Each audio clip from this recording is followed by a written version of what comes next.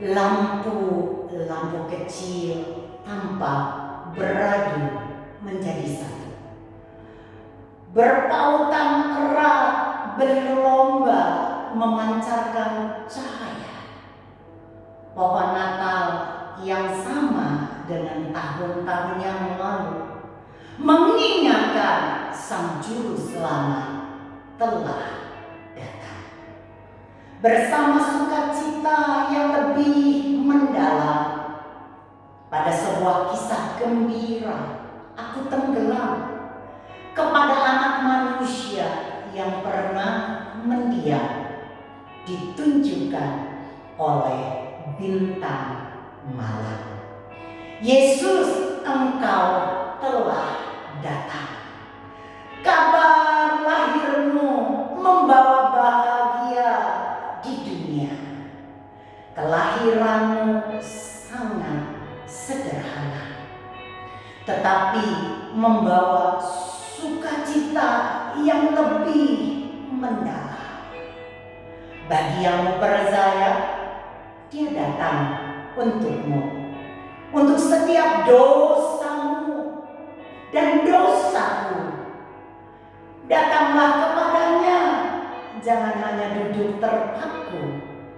Yesus lahir untuk menerimamu. Natal adalah hari yang paling bahagia di dunia. Gema sukacita pasti mengudara. Hidupkan sukacita di setiap Natal. Sambutlah Dia.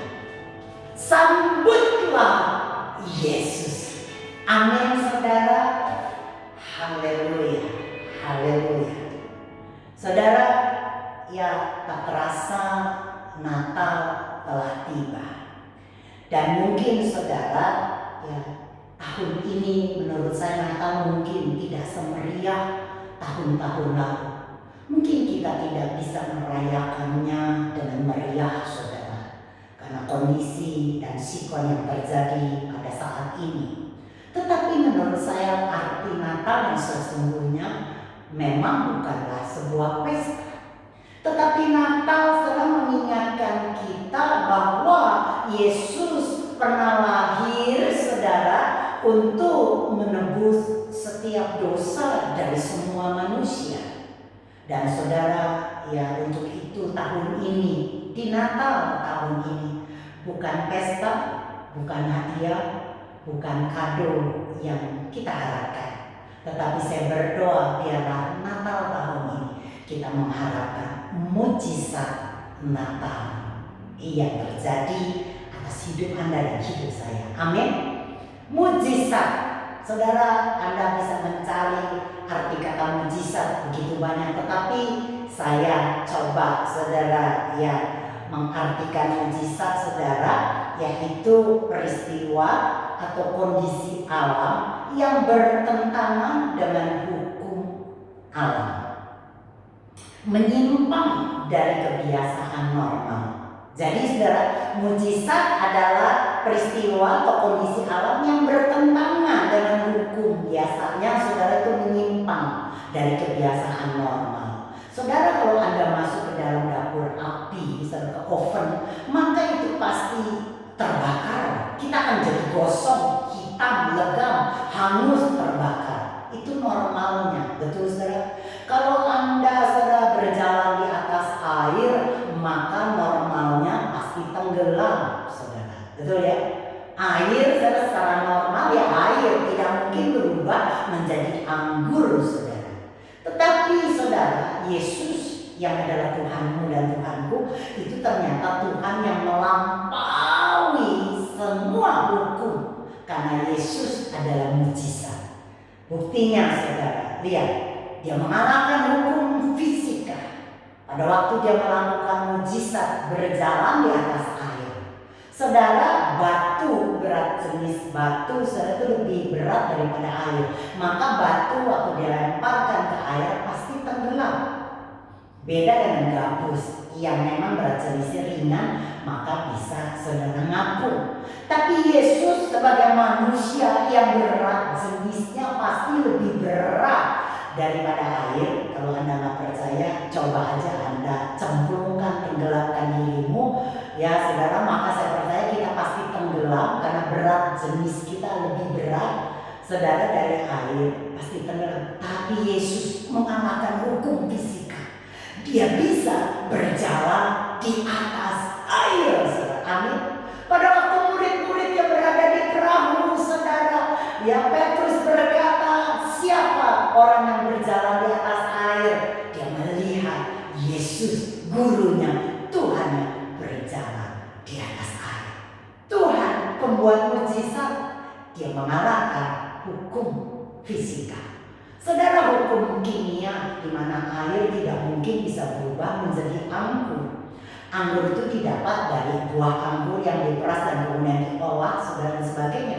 Tetapi secara peristiwa di Kana, bagaimana Yesus membuat mujizat, air berubah menjadi anggur seketika. Artinya Yesus melampaui hukum kimia. Amin, saudara. Nah, apalagi ada banyak, saudara. Tapi satu, karena ini dekat dengan Natal, peristiwa Natal, saudara, peristiwa kelahiran Yesus Kristus. Kita mengerti dari hukum biologi, saudara, seorang bayi, seorang anak akan lahir apabila, saudara, ya, sperma seorang laki-laki bertemu dengan sel indung telur dari seorang wanita. Maka pertemuan itu menghasilkan bayi, menghasilkan seorang anak. Tapi Yesus lahir dari seorang perawan yang bernama Maria. Artinya, saudara, Yesus mengalahkan hukum biologi, membuat mujizat, saudara. Saudara, jadi saudara, tahun ini, Natal tahun ini, apa yang kau butuhkan? Mujizat apa yang kau perlukan? Mungkin secara hukum, secara alam, saudara, kelihatannya tidak mungkin yang kau bisa ditolong, kelihatannya mustahil. Diagnosa dokter berkata itu tidak mungkin terjadi. Keadaan ekonomi rumah tangga membuat apapun yang terjadi, kelihatannya tidak ada lagi jalan keluar, mustahil ditolong. Tapi saya mau katakan, engkau mempunyai Tuhan Yesus yang jauh melampaui segala hukum, yang bertentangan dengan hukum, yang saudara yang bertentangan dengan normal. Itulah Yesusmu. Maka tahun ini, apapun yang engkau sedang alami, percayalah, mujizat masih kita nikmati. Amin, saudara. Dan peristiwa mujizat Natal yang kedua, saudara, kita coba lihat di dalam, saudara, Matius 2 ayat 1 sampai 2. Matius 2 ayat 1 berbunyi begini, saudara. Sesudah Yesus dilahirkan di Bethlehem di tanah Yudea pada zaman Raja Herodes, datanglah orang-orang Majus dari timur ke Yerusalem. Orang-orang Majus dari timur ke Yerusalem dan bertanya, di manakah dia, raja orang Yahudi yang baru dilahirkan itu? Kami telah melihat bintangnya di timur dan kami datang untuk menyembah dia. Saudara, perhatikan orang-orang Majus. Majus itu, saudara, ya, itu akar kata dari kata magos atau magoi atau akhirnya menjadi majus. Tapi juga, saudara, itu punya pengertian magician, magic, sihir. Tetapi awalnya, ya saudara, pada mulanya magic itu bukanlah sihir yang sekarang kita punya pengertian sekarang, tetapi dulu punya pengertian itu adalah seorang yang bijak, saudara, ahli filsafat, saudara, yang mempelajari perbintangan atau yang dikenal sebagai astronom. Jadi orang Majus, saudara, itu orang bijak yang mempelajari perbintangan, astronom, saudara, dan biasanya mereka belajar bukan saja perbintangan, tapi juga mereka belajarkan agama dan obat-obatan. Dan saudara, dijelaskan ini dari timur, saudara, itu, saudara, kalau kita lihat peta, maka dari Yerusalem ke timurnya itu, saudara, itu Persia. Kalau zaman sekarang kita kenal ini yang dari Iran, dari Persia itu saudara melihat tanda bintang di langit yang tidak seperti biasanya, yang tidak normal. Apa itu? Ada bintang Jupiter ya dengan bintang Saturnus saudara yang sejajar di rasi bintang Pisces. Planet Jupiter maksud saya dengan planet Saturnus betul sejajar dan ada di bintang Pisces. Nah, orang Majus mengerti saudara akan perbintangan astronom, dia mengerti dan saudara karena masa lalu orang belajar berkaitan dengan tanda-tanda di langit. Jadi tanda-tanda langit dipelajari dan dikaitkan saudara. Dan Jupiter, ya planet Jupiter itu adalah planet raja atau disebut planet of kings karena besar disebut planet raja. Ya, Saturnus saudara itu protector of Jews, pelindung orang Yahudi. Sedangkan bintang Pisces mereka tahu itu punya arti rumah Ibrani. Jadi saudara, ya orang Majus waktu melihat tanda alam di langit dengan bintang-bintang yang tadi saya sebutkan planet Saturnus, Jupiter dan Pisces ini, mereka tahu akan ada raja yang lahir yang melindungi bangsa Yahudi yang akan lahir di Israel. Maka waktu orang Majus melihat ini, mereka mengerti dan mereka mencari di mana akan lahir raja itu. Dan saudara, ya kemudian mereka tertarik dan mereka tahu ada di timur yaitu di Yerusalem, saudara, di rumah orang Ibrani, maka pergilah mereka ke Yerusalem. Saudara, pada zaman dulu waktu saya kecil, saya pikir peristiwa orang Majus saudara itu berjalan menuju ke Yerusalem itu dipimpin, dituntun oleh bintang. Jadi mereka lihat bintang yang berjalan di depan mereka. Mungkin saudara ya seperti ini bintangnya di situ dia berjalan. Tetapi saudara, ya itu pengertian kita waktu dulu mungkin saya khususnya ya saya mengetahui bahwa oh ada bintang yang berjalan, mujizat itu bintang bisa jalan ya waktu dia belok bintang itu saudara orang Majus juga belok dan sebagainya sampai tiba di Yerusalem. Tetapi pengertian saya sekarang mungkin bertambah tidak seperti itu. Kenapa? Karena di ayat 2 tadi dikatakan ya Matius 2 ayat 2 saudara, maka bertanya-tanyalah orang Majus saudara. Kenapa bertanya? Karena tidak ada lagi bintang yang menunjukkan, tidak ada lagi bintang yang mereka bisa ikuti. Setuju nggak saudara?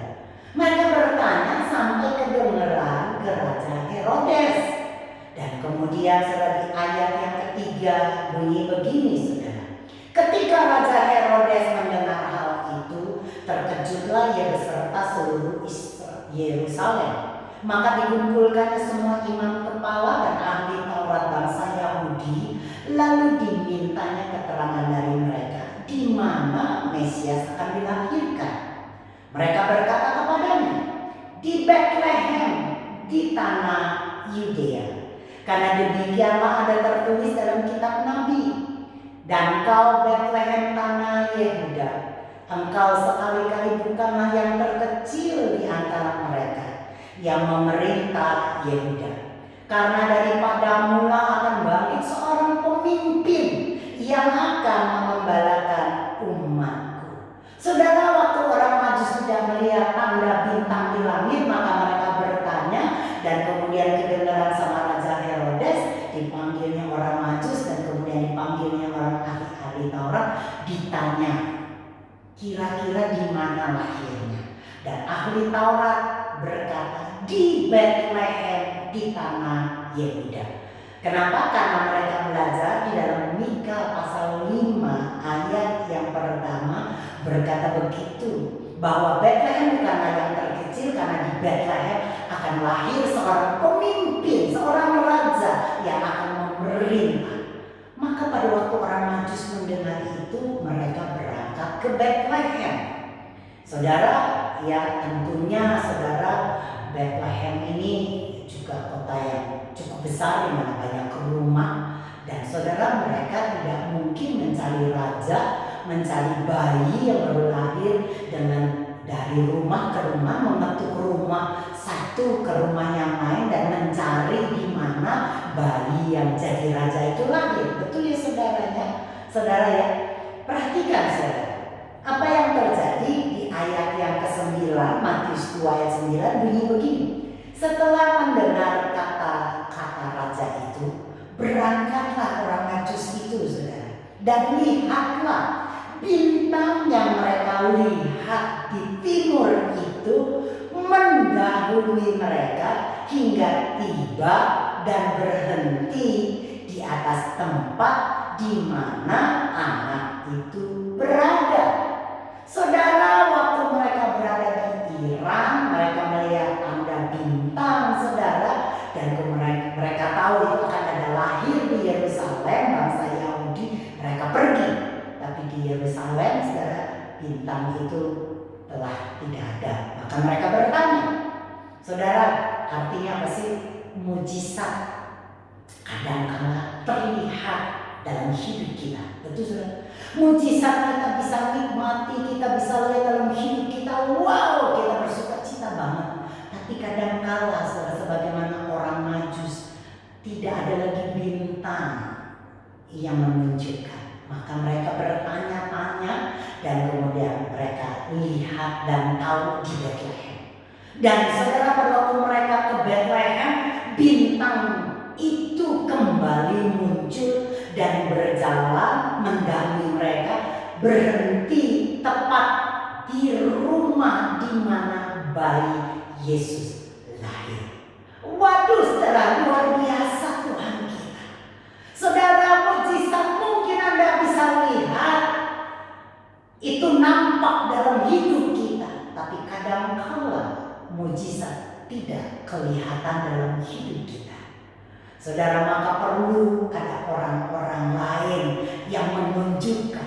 Orang Majus ditunjukkan oleh orang ahli Taurat, oleh Raja Herodes, yang menjadi sebetulnya saudara itu tanda petik saudara, lawannya, musuhnya. Bisa Tuhan pakai saudara. Amin saudara. Dan kemudian tanda mujizat lagi, bintang itu menunjukkan, kelihatan lagi, nampak lagi mujizat saudara. Jadi tahun ini saudara, saya tidak tahu dalam pergumulan Anda, tetapi mujizat bisa terlihat dari hidup Anda. Kita melihat mujizat saudara mungkin pernah terjadi atas hidup kita di tahun-tahun lalu saudara. Itu nampak. Tapi sekarang mujizat itu, bintang itu sudah nggak kelihatan. Saudara, jangan pernah takut. Tuhan punya 1000, sejuta, sekian banyak cara untuk menolong Anda. Tuhan tidak pernah kehabisan akal, kehabisan cara untuk menolong kita. Tidak. Tuhan bisa memakai Raja Herodes. Tuhan bisa memakai ahli-ahli Taurat untuk menolong orang Majus. Maka Tuhan juga bisa memakai mungkin sahabat kita, teman kita, orang-orang dekat kita, atau mungkin musuh, orang-orang yang jahat, yang berniat jahat kepada kita. Tuhan bisa pakai. Amin. Saudara, tidak ada satupun yang bisa menghalangi Tuhan untuk membuat mujizat bagi Anda dan saya. Jadi saudara, jangan pernah putus asa. Tetap berharap bahwa mujizat pasti dan pasti dan pasti akan datang. Sebuah kisah yang saya mau bagikan kepada Anda. Kisah seorang ibu yang hidup dengan seorang anaknya karena sang suami telah meninggal dunia. Saat itu mereka dalam keadaan berkekurangan dan musim salju telah datang, membuat mereka kedinginan. Tapi apa yang terjadi saudara, makanan maupun minuman tidak ada lagi yang mereka bisa nikmati untuk menghangatkan tubuh mereka. Untuk menghibur sang anak, maka sang ibu bercerita bagaimana di zaman dulu Tuhan membuat mujizat lewat Nabi Elia. Elia dipelihara, saudara, diberi minum dari sungai Kerit, dan kemudian diberikan makanan lewat burung gagak, saudara. Dan pada waktu sang anak ini mendengar cerita ini, Kalau gitu Tuhan yang sama pasti juga bisa membuat mujizat buat kita ya Mak. Mamanya berkata, iya Mak. Dan kemudian apa yang terjadi? Mak, bagaimana mungkin burung gagak bisa datang ke rumah kita membawa mujizat makanan kalau pintu rumah kita dan jendela rumah kita tertutup? Kita harus membukanya Mak, agar burung gagak bisa datang membawa makanan. Saudara, sang ibu menatap kepada sang anak dengan sedih. Kelihatannya mustahil. Siapa yang mau datang di musim dingin dengan salju yang begitu tebal? Semua akan diam di rumahnya dengan penghangat tubuh dan mungkin menikmati makan malam mereka. Tapi sang ibu tidak mau mengecewakan anaknya. Akhirnya mereka membuka pintu rumah mereka dan jendela rumah mereka. Saudara, apa yang terjadi? Malam itu wali kota lagi ada di desa itu, saudara. Dan wali kota, saudara, melihat sebuah keanehan.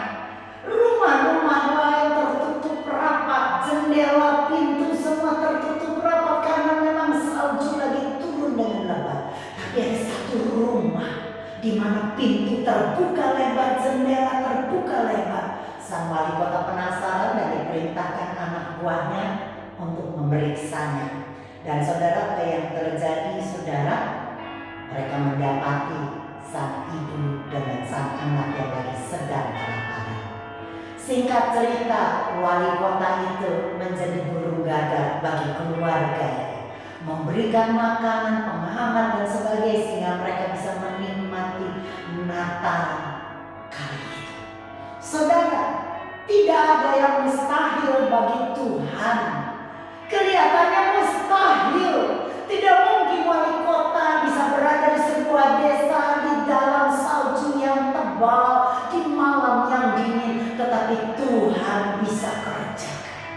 Tahun ini kelihatannya nggak mungkin. Prediksi dokter, diagnosa dokter, keadaan tubuh kita yang sakit, keadaan ekonomi kita yang morat-marit, hubungan keluarga suami istri yang telah berpisah, yang telah pecah, anak-anak yang nggak tahu telah kabur kemana. Kita mungkin kelihatannya nggak ada cara dan nggak ada jalan. Tapi saya mau katakan kepadamu bahwa Tuhanmu pembuat mujizat. Saudara, hukum alam tidak akan pernah bisa menghentikan Kristus Yesus, karena Dia adalah Tuhan pembuat mujizat. Amin. Bintang timur, saudara, ia bintang mujizat, tanda alam Tuhan bisa pakai untuk orang Majus menemukan Mesias juru selamat. Keadaan alam juga Tuhan mampu, saudara, buat kita. Atau mungkin ahli-ahli Taurat, Raja Herodes akan dikirim Tuhan untuk membantu kita. Saudara, Natal tahun ini harapkan sesuatu yang besar.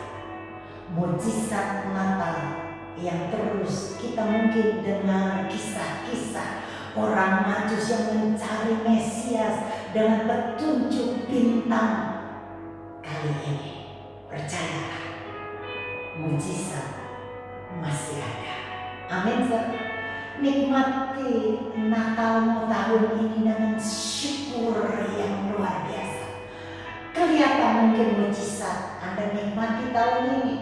Anda bisa melihat kebesaran Tuhan, alami mujizat demi mujizat.